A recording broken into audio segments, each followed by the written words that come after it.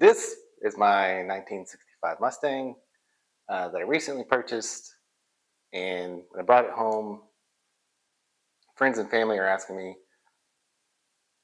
I'm telling them, hey, I got my dream car. And their immediate question is, where's the rest of it? And, it's mostly here, mostly not.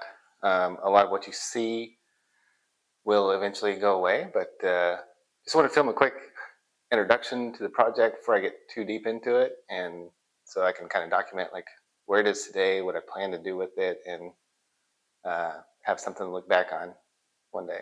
So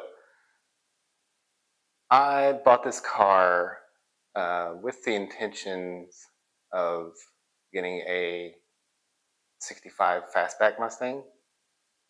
Most of my love for cars comes from this shared passion that I shared actually with both my parents and my dad. In all of our talks of cars over the years and going to car shows, it would always be the 65 Mustangs that caught his attention, 65 or 66. And he would point out like the little details on how to tell the difference between 65 or 66. And his first car was a 65 fastback that was white. And my goals for this one are to kind of make it a tribute car to his original car.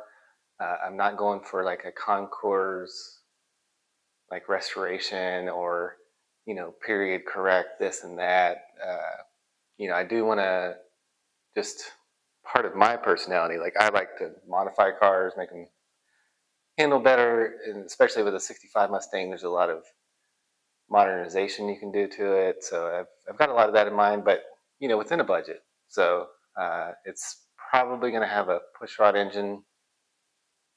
It came with a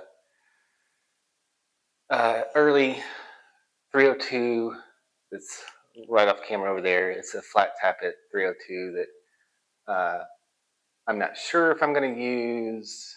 I probably will. I don't know.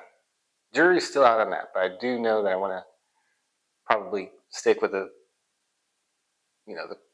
traditional overhead valve engine for this car, just to stay within my budget that I have in mind.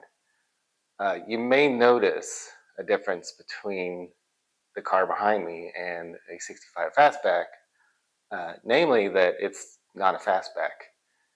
I've been watching YouTube videos far too much, and I've convinced myself that I will be able to cut the rear fenders off of this car, cut the roof off the car, and weld back on the pieces from a fastback. I've been welding for a couple years now. Very sloppy still. My welds are not pretty, and I've not used a MIG. I've only used a TIG. Thing with a TIG is you can't weld upside down. Like I'm going to have to put I'm going to do frame connectors on the car to make it more stable before, so when I cut it, it won't like just flop over and get all out of whack. So I'm going to have to develop some of my skills as I go, and but that's one thing that I've enjoyed. For years I lived in an apartment, and I was limited by what I could do in the parking lot. That's the kind of experience I got working on cars. So when I moved into a house with a double car attached garage, I could do a little bit more, but I really still needed the garage for daily driver use. So I couldn't do like big projects.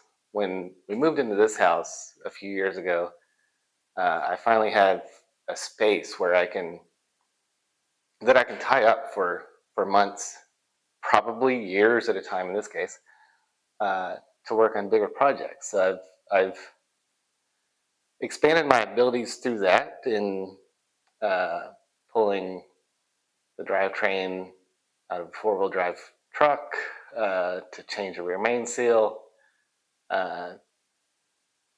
supercharging my 2013 Mustang, which involved like hacking up the front uh, engine cover and all this stuff. Just doing a lot more that I would ever get away with in an apartment parking lot. So with this blessing, like I'm going to try and take it up a notch again, and hopefully at some point there will be like a before and after where you're looking at this thing behind me and a totally different looking 65 fastback. So we'll see where it goes, but for now, just want to go through and show the car in its current state and kind of get that documented. So today, the only things I'm going to do, one thing is I don't have any of the parts yet. Like I literally just struggled to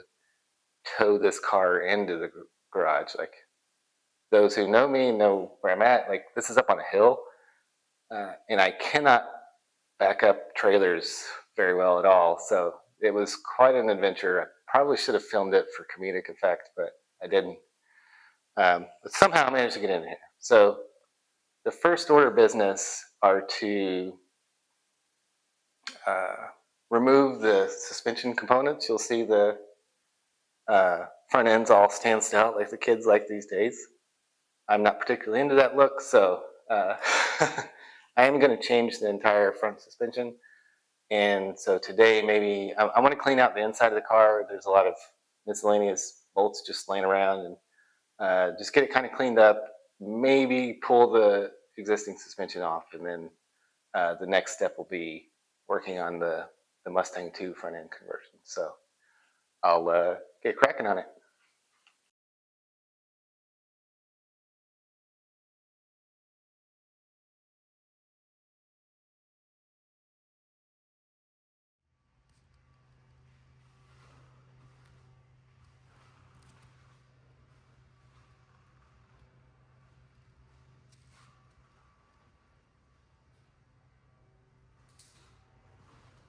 So that's it for day one. I've just pulled off the front suspension, cleaned out the inside, tidied it up a bit, removed the dash pad. The floors are incredibly clean for a 65 Mustang that's been sitting for a long time. Usually those are completely rotted out, but these actually look salvageable, like very much so. The trunk has some surface rust in a few spots, but nothing that requires major surgery. I'm not going to use this quarter panel anyways. But yeah, that's the progress as of today. The next step is going to be to get, I've got the VIN number off of the front of the car there, and so I'm going to do some research to make sure that's not, there's no funny business going on with that. And then I'll start investing a little bit of money into it, starting with Mustang 2 front suspension conversion. The rear end that is in the car now has to come out. And then I'll do some frame stiffening, and that'll be kind of the preliminary steps I take before chopping it up even further.